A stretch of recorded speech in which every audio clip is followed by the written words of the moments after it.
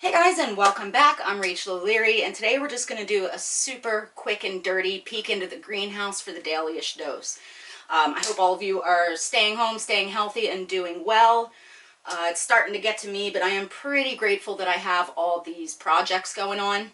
So if you're new here, each year I set up quite a lot of Rubbermaid tubs or other containers in my yard to make a bunch of mini ponds where I grow a ton of plants and breed a lot of fish. I also set up the greenhouse out here with all of my shrimp, and they do amazingly. I usually get hundreds and hundreds of them, so I'm super excited to get started out here again. Now, in previous years, I've always really insulated the plants, but I had a few issues with fungus and mold and things like that, so last year I said, screw it, let's just see what happens if I don't do anything but just place them in empty tubs and see what happens. And I'm super stoked to report that it appears as though everything has made it through. I mean, maybe there's a couple small plant casualties, but even some of the tropicals came back. So I thought today we'd just take a quick look at that, and then I'll give you a quick peek at the bog. And then we'll get back to our fish stuff in future videos.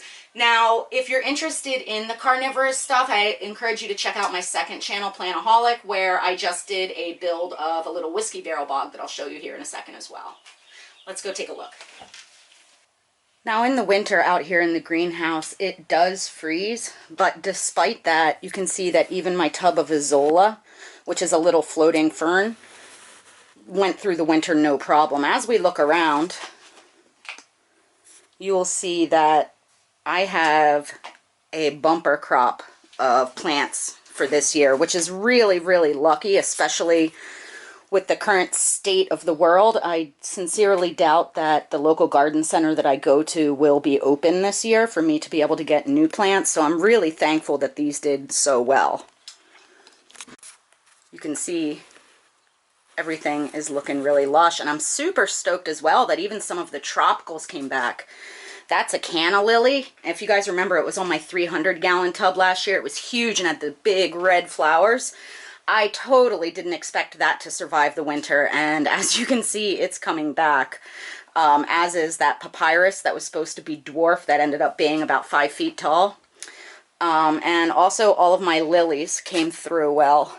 They're just starting to really wake up, but should be a super good season. You can see that one is huge. I should really split these. So yeah, this week at some point I will get power run out here again, get the sponge filters into these tubs, and I'll probably move shrimp out within the next week or so because again, it's pretty warm in here. Though it'll be probably at least another month before I can move things into the yard tubs. I'll probably start getting those set up though as well in the next few weeks and full of water just as prep. So if you guys overwintered any of your pond plants, make sure you take a peek, especially at the lilies, because they're going to be starting to grow. One other quick note is that if you're going to be setting up your tubs before you put fish in it, make sure you pick up something like these BTIs in order to prevent mosquito larvae from forming. Again, these are Bacillus thuringiensis israeliensis, and they basically prevent the mosquito larvae from being able to convert into mosquitoes. They also work for fungus gnats, so if you're doing a high humidity environment, or if you're like me and don't have any filtration on your tubs, it's a good idea to pick up some of these guys. So this is the new little whiskey barrel bog that I made a couple weeks ago.